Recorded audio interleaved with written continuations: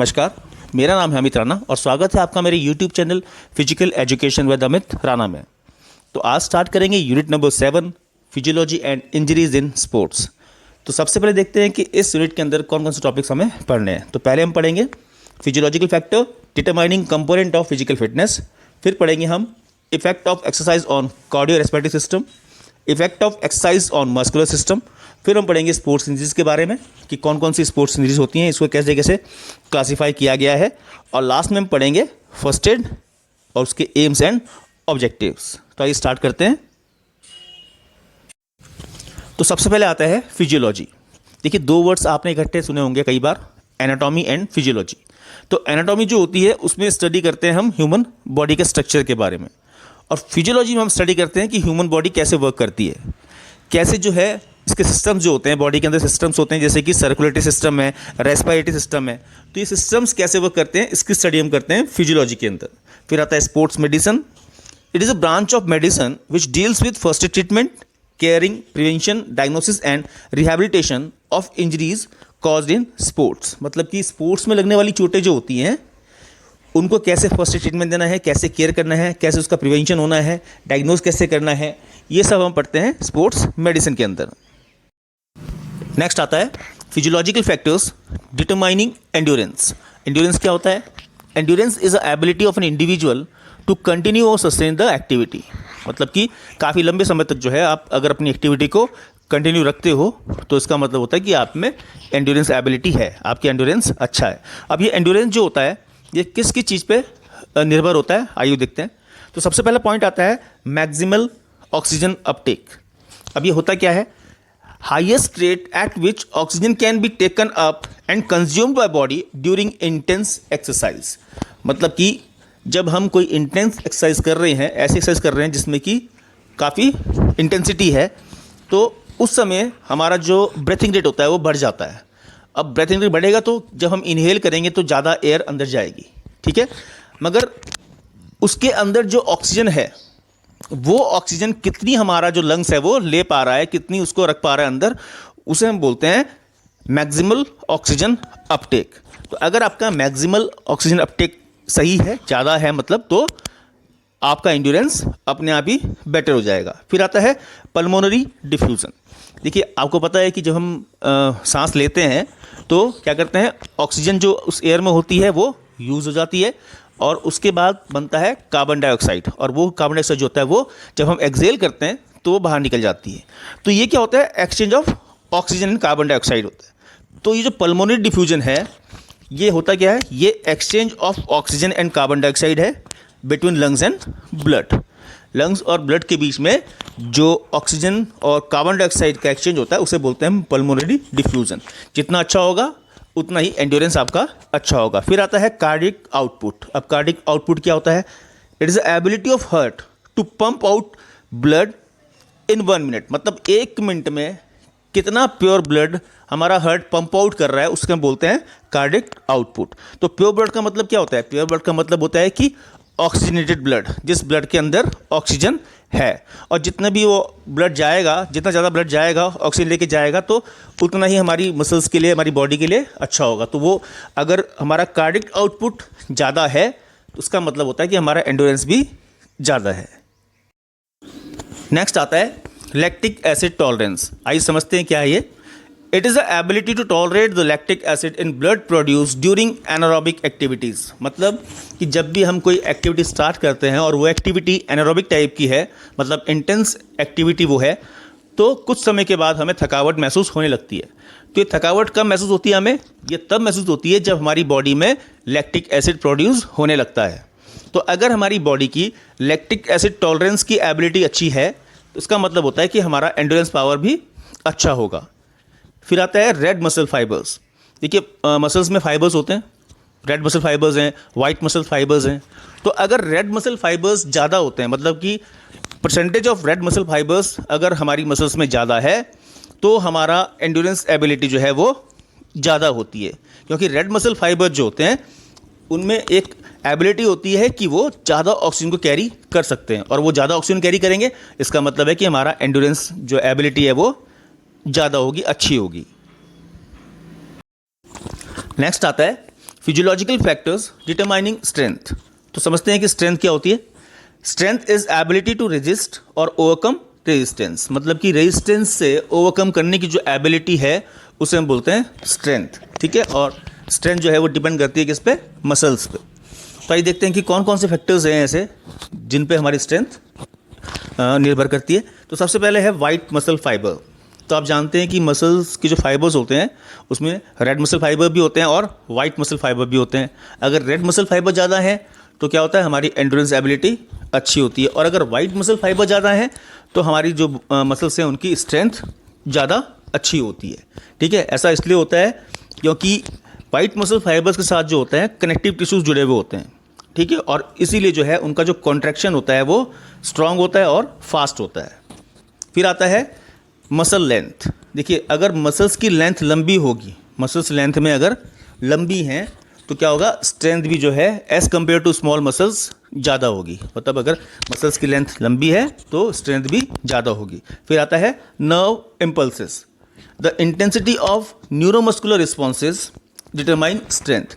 अब ये nerve impulses क्या होती हैं, देखिए CNS सेंट्रल नर्व सिस्टम से आने वाले जो भी मैसेजेस होते हैं मसल्स के लिए, अगर उनकी इंटेंसिटी ज़्यादा होगी तो हमारी जो स्ट्रेंथ है वो भी ज़्यादा होगी, क्योंकि रिस्पॉन्स अगर जितनी ज़्यादा होगा, जितना तेज रिस्पॉन्स होगा, उतनी ही जो है हमारी स्ट्रेंथ एबिलिटी भी ज़्यादा होगी। नेक्स्ट आता है जेंडर। तो स्ट्रेंथ जो होती है वो जेंडर पे भी डिपेंड करती है। मेन जो होते हैं उनकी जो मसल्स होती हैं वो बिगर होती हैं और लॉन्गर होती हैं, मतलब कि as compare to women, mens जो मसल्स होती हैं वो लंबी होती हैं और बड़ी होती हैं, और इसी वजह से जो मेंस होते हैं उनकी जो स्ट्रेंथ होती है वो वुमेन से ज़्यादा होती है। फिर आता है एज। तो एज पे भी स्ट्रेंथ डिपेंड होती है। स्ट्रेंथ जो है मैक्सिमम रहती है 20 साल से लेकर के 40 साल तक के बीच में। तो जब आपकी एज 20 और 40 के बीच में है तो इसका मतलब आपकी जो स्ट्रेंथ है मसल्स की वो मैक्सिमम होगी, और उसके बाद जैसे जैसे आपकी उम्र बढ़ती जाएगी आपकी मसल्स की जो स्ट्रेंथ है वो कम होती जाएगी। नेक्स्ट आता है फिजियोलॉजिकल फैक्टर्स डिटरमाइनिंग स्पीड। तो स्पीड क्या होती है, speed is an ability to do work at faster rate. Faster rate पे काम को करना ही क्या है, स्पीड है। तो देखते हैं कि कौन कौन से फैक्टर्स जो हैं वो स्पीड को इफेक्ट करते हैं। तो सबसे पहले आता है वाइट मसल फाइबर। तो अगर आपकी मसल्स में वाइट मसल फाइबर की परसेंटेज ज़्यादा है तो इसका मतलब है कि आपकी स्पीड भी ज़्यादा होगी, क्योंकि वाइट मसल फाइबर्स का जो कॉन्ट्रैक्शन होता है वो फास्ट होता है। फिर आता है न्यूरोमस्कुलर रिस्पॉन्सेस। तो अगर न्यूरोमस्कुलर रिस्पॉन्सेस आपका तेज है तो इसका मतलब आपकी स्पीड भी क्या होगी, वो ज़्यादा होगी। और ऐसा इसलिए होता है क्योंकि न्यूरोमस्कुलर रिस्पॉन्सेस से क्या होता है, मसल्स की कॉन्ट्रैक्शन इंक्रीज़ होती है, और जब मसल्स की कॉन्ट्रैक्शन इंक्रीज़ होती है तो स्पीड अपने आप ही इंक्रीज़ हो जाती है। फिर आता है फ्लेक्सिबिलिटी। तो फ्लेक्सिबिलिटी मतलब होता है कि रेंज ऑफ मोशन, जो हमारे जॉइंट्स होते हैं, बोन के जॉइंट होते हैं, उनकी जो रेंज ऑफ मोशन होती है वो ज़्यादा होती है तो हम ज़्यादा फ्लेक्सिबल होते हैं। तो अगर फ्लेक्सिबिलिटी ज़्यादा है, रेंज ऑफ मोशन ज़्यादा है, तो उससे स्पीड भी ज़्यादा हो जाती है। नेक्स्ट आता है ATP एनर्जी स्टोर। तो ATP एनर्जी स्टोर मतलब हो गया एडेनोसिन ट्राइफॉस्फेट एनर्जी स्टोर। तो अगर ATP एनर्जी स्टोर हमारी बॉडी के अंदर हैं, ज़्यादा स्टोर है ATP के रूप में एनर्जी, और अगर हम कोई इंटेंस एक्सरसाइज स्टार्ट करते हैं तो एकदम से हमें एनर्जी की ज़रूरत पड़ती है। तो अगर ATP एनर्जी स्टोर बॉडी के अंदर ज़्यादा है तो हमें एकदम से जो है एनर्जी मिल जाएगी और हमारी स्पीड उससे अपने आप ही बढ़ जाएगी। फिर आता है फिजियोलॉजिकल फैक्टर्स डिटरमाइनिंग फ्लेक्सिबिलिटी। तो फ्लेक्सिबिलिटी क्या होती है, सब जानते हैं आप लोग। Flexibility is an ability of joints to move in a maximum range. तो बोन्स के जॉइंट जो होते हैं वहाँ पर अगर मैक्सिमम रेंज तक मूवमेंट हो रही है, इसका मतलब क्या है, हमारी फ्लेक्सिबिलिटी अच्छी है। देखते हैं कौन कौन से फैक्टर्स ऐसे होते हैं जो कि फ्लेक्सिबिलिटी को इफेक्ट करते हैं। सबसे पहले आता है जॉइंट स्ट्रक्चर। देखिए, मेन फैक्टर होता है जो कि फ्लेक्सिबिलिटी को इफेक्ट करता है। तो अगर जॉइंट का स्ट्रक्चर जिस तरह का होगा उसी तरह की मूवमेंट वहाँ पे पॉसिबल होगी। जैसे कि एग्जांपल के लिए शोल्डर जो होता है हमारा, वहाँ पर क्या होता है, बॉल एंड शॉकी जॉइंट होता है, और इसी वजह से जो है हम हाथ को पूरा राउंड घुमा सकते हैं। वहीं अगर हम एल्बो पे देखते हैं, एल्बो की बात करें तो एल्बो पे क्या होता है, हिंज जॉइंट होता है। तो उसमें क्या होता है कि एक साइड तो पॉसिबल होती है मूवमेंट, मगर दूसरी साइड मूवमेंट पॉसिबल नहीं होती है, ठीक है। फिर आता है लिगामेंट इलास्टिसिटी। तो जो हमारी बोन्स के जॉइंट्स होते हैं उसके चारों ओर सराउंडिंग में क्या होता है, लिगामेंट्स होते हैं। तो अगर वो लिगामेंट में इलास्टिसिटी ज़्यादा है तो क्या होगा, फ्लेक्सिबिलिटी भी अपने आप वहाँ पे इंक्रीज हो जाती है। थर्ड आता है age. Childrens have more flexibility than adults. तो जब आप छोटे होते हैं, बच्चे होते हैं, तो क्या होता है, आपकी बॉडी जो है ज़्यादा फ्लेक्सिबल होती है। फिर जैसे आप बड़े होते हैं तो फ्लेक्सिबिलिटी कम होने लगती है। तो एक एडल्ट की फ्लेक्सिबिलिटी कम होती है जबकि एक बच्चे की फ्लेक्सिबिलिटी ज़्यादा होती है। नेक्स्ट आता है gender. Females have more flexible body than males due to anatomical structure. तो फीमेल्स का जो एनाटॉमिकल स्ट्रक्चर होता है उसकी वजह से जो है फीमेल्स की जो बॉडी होती है वो ज़्यादा फ्लेक्सिबल होती है, वहीं जो मेल्स होते हैं उनकी body as compare to female कम फ्लेक्सिबल होती है। नेक्स्ट आता है warming up. Good warming up improves the flexibility of an individual.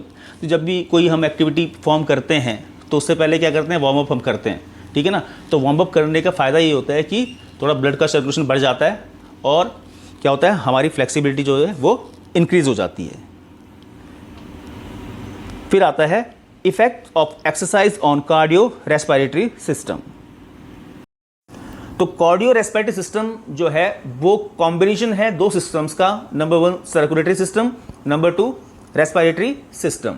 तो जब हम रेगुलरली एक्सरसाइज परफॉर्म करते हैं तो इस सिस्टम पे क्या इफेक्ट पड़ता है, आइए देखते हैं। तो सबसे पहले आता है इंक्रीज्ड स्ट्रोक वॉल्यूम, मतलब कि स्ट्रोक वॉल्यूम इंक्रीज होता है। तो स्ट्रोक वॉल्यूम होता क्या है, स्ट्रोक वॉल्यूम मतलब होता है कि हमारा जो हार्ट है वो एक बार पंप करने में कितना ब्लड जो है बॉडी के अंदर फ्लो कर रहा है, उसे हम बोलते हैं स्ट्रोक वॉल्यूम। तो जब हम रेगुलरली एक्सरसाइज परफॉर्म करते हैं तो क्या होता है, हमारा स्ट्रोक वॉल्यूम बढ़ जाता है। नंबर 2 आता है इंक्रीज कार्डिक आउटपुट। तो कार्डिक आउटपुट पहले पढ़ चुके हैं आप। कार्डिक आउटपुट मतलब होता है कि 1 मिनट के अंदर हमारा हार्ट कितना ब्लड जो है बॉडी के अंदर फ्लो करा रहा है, कितना ब्लड बॉडी के अंदर भेज रहा है, उसे हम बोलते हैं कार्डिक आउटपुट। तो जब रेगुलरली आप एक्सरसाइज परफॉर्म करेंगे तो कार्डिक आउटपुट भी इंक्रीज होता है। फिर आता है recovery time decreases. Recovery time क्या होता है, वो कम हो जाता है। रिकवरी टाइम से मतलब कि जैसे आप कोई इंटेंस एक्टिविटी परफॉर्म कर रहे हैं, उसके बाद जब आप रुक जाते हैं तो ऐसा नहीं होता कि एकदम से आप रुके और आपका ब्रेथ रेट, आपकी बॉडी एकदम से नॉर्मल हो जाएगी, ऐसा कभी नहीं होता है। कुछ समय लगता है उसको नॉर्मल होने में।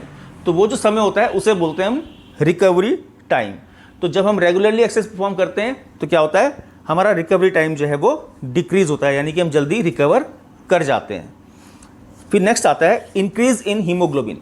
तो जब हम रेगुलरली एक्सरसाइज परफॉर्म करते हैं तो ब्लड के अंदर जो हीमोग्लोबिन होता है वो बढ़ जाता है, और हीमोग्लोबिन रिस्पॉन्सिबल होता है ऑक्सीजन को कैरी करने के लिए। तो यानी कि हीमोग्लोबिन बढ़ जाएगा तो क्या होगा, हमारा ब्लड जो है वो ज़्यादा ऑक्सीजन को कैरी करेगा, ठीक है। तो अगर हम रेगुलरली एक्सरसाइज परफॉर्म करते हैं तो हीमोग्लोबिन भी बढ़ता है। फिर आता है डिक्रीजेस इन ब्लड विस्कोसिटी और डेंसिटी। तो रेगुलर एक्सरसाइज से क्या होता है, ब्लड की जो डेंसिटी है वो कम होती है। देखो अगर ज़्यादा डेंस ब्लड हो जाएगा तो वो गाढ़ा हो जाएगा, और गाढ़ा हो जाएगा ब्लड तो क्या होगा, हमारा हार्ट जो है वो एक्स्ट्रा प्रेशर फील करेगा, हमारे हार्ट पे एक्स्ट्रा प्रेशर आएगा जो कि हार्ट के लिए सही नहीं है। तो रेगुलर एक्सरसाइज परफॉर्म करने से हमारा जो ब्लड होता है वो उसकी डेंसिटी कम हो जाती है, ठीक है। और उससे क्या होता है, उससे जो है हमारा जो हार्ट है उस पर एक्स्ट्रा प्रेशर नहीं आता है। फिर आता है रेस्पिरेटरी मसल्स बिकम स्ट्रॉन्ग। जो रेस्पिरेटरी मसल्स होती हैं हमारी, जैसे कि इंटरकोस्टल, डायफ्राम मसल्स, ये जो मसल्स होती हैं ये स्ट्रॉन्ग हो जाती हैं। नेक्स्ट आता है न्यू कैपिलरीज आर फॉर्म्ड।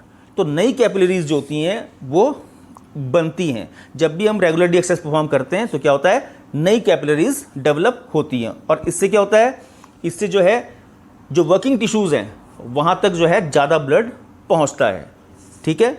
फिर आता है फास्टर हीलिंग। तो अगर हम हील कर रहे हैं, हमें चोट लगी हुई है, तो रेगुलर एक्सरसाइज से क्या होता है, रेगुलर एक्सरसाइज से वहाँ तक ब्लड का सर्कुलेशन पहुँचता है जहाँ तक कि चोट हमें लगी हुई है, और उससे क्या होता है, वो हीलिंग जो होती है वो जल्दी होती है। नेक्स्ट आता है effects of exercise on muscular system. मतलब अगर हम रेगुलर एक्सरसाइज परफॉर्म करते हैं तो हमारे मस्कुलर सिस्टम पे क्या क्या इफेक्ट पड़ते हैं। सबसे पहले है गेन इन स्ट्रेंथ। तो अगर आप रेगुलरली एक्सरसाइज परफॉर्म करते हैं तो आपकी जो मसल्स हैं वो जो है स्ट्रेंथन हो जाएंगी, उनमें जो है स्ट्रेंथ ज़्यादा डेवलप होगी। नंबर 2 आता है एफिशिएंसी इम्प्रूव्ड। तो अगर हम रेगुलरली एक्सरसाइज परफॉर्म करते हैं तो इससे क्या होता है, जो कैपिलरीज होती हैं वो मसल्स में इंक्रीज हो जाती हैं, और उसकी वजह से जो ब्लड का फ्लो है वो भी इंक्रीज होता है, ठीक है। और इससे क्या होता है, मसल्स की एफिशिएंसी इम्प्रूव होती है। नेक्स्ट आता है लैक्टिक एसिड टॉलरेंस। तो अगर आप रेगुलरली एक्सरसाइज परफॉर्म करते हैं तो आपकी जो मसल्स होती हैं वो लैक्टिक एसिड को जो है ज़्यादा टॉलरेट कर पाती हैं, मतलब लंबे समय तक उसको टॉलरेट कर पाएंगे वो लैक्टिक एसिड को, और उससे क्या होगा, उससे हमारा एंडोरेंस जो है वो इंक्रीज़ होता है। फिर है प्रॉपर शेप ऑफ बॉडी। तो अगर रेगुलर एक्सरसाइज परफॉर्म करते हैं तो बॉडी की जो फिजिक है वो इम्प्रूव होती है। भाई आपका फैट कम हो जाएगा, आपकी बॉडी का जो है एक बढ़िया अच्छा शेप आपकी बॉडी को मिल जाएगा। तो रेगुलर एक्सरसाइज परफॉर्म करेंगे तो बॉडी को हम प्रॉपर शेप दे सकते हैं। फिर है फास्टर रिकवरी फ्रॉम इंजरीज। तो जब भी कभी आपको चोट लगती है तो जो ट्रेंड मसल्स होती हैं वो जल्दी रिकवर करती हैं। मतलब अगर आप एक्सरसाइज परफॉर्म करते हैं तो आपकी जो इंजरी है वो जल्दी रिकवर होती है। और सबसे ज़रूरी बात तो ये है कि अगर मसल्स ट्रेन है, मतलब आप रेगुलर एक्सरसाइज परफॉर्म कर रहे हैं, तो आपको चोट लगने की संभावना भी कम रहती है। जब भी आप स्पोर्ट्स खेलते हैं तो उसमें भी क्या होता है, अगर मसल्स ट्रेंड हैं आपकी तो चोट लगने की संभावना कम हो जाती है, और अगर लग भी जाती है तो वो जो इंजरी है वो जल्दी रिकवर हो जाती है। फिर आता है emergency store of energy improve. तो इमरजेंसी स्टोर जो होते हैं एटीपी एडीपी, अगर आप रेगुलरली एक्सरसाइज परफॉर्म करते हैं तो वो जो इमरजेंसी एनर्जी स्टोर हैं वो भी इम्प्रूव होते हैं और हमें जो है ज़्यादा एनर्जी मिलती है। और फिर लास्ट आता है बेटर न्यूरोमस्कुलर कोऑर्डिनेशन। अगर आप लगातार एक्सरसाइज परफॉर्म करते हैं तो आपका जो न्यूरोमस्कुलर कोऑर्डिनेशन है वो बेटर होता है, ठीक है ना। जिससे क्या होता है, जिससे कि आपकी जो स्किल्स होती हैं गेम्स में, अलग अलग गेम्स में अलग अलग स्किल्स होती हैं, तो स्किल्स जो है वो आपकी शार्प हो जाती हैं, आपकी स्किल्स अच्छी हो जाती हैं, आप गेम को बहुत अच्छी तरह से परफॉर्म कर सकते हैं। तो आज इस वीडियो में इतना ही करेंगे। वीडियो अगर आपको अच्छी लगी हो तो वीडियो को लाइक कीजिएगा और चैनल को सब्सक्राइब कीजिएगा। Thank you very much.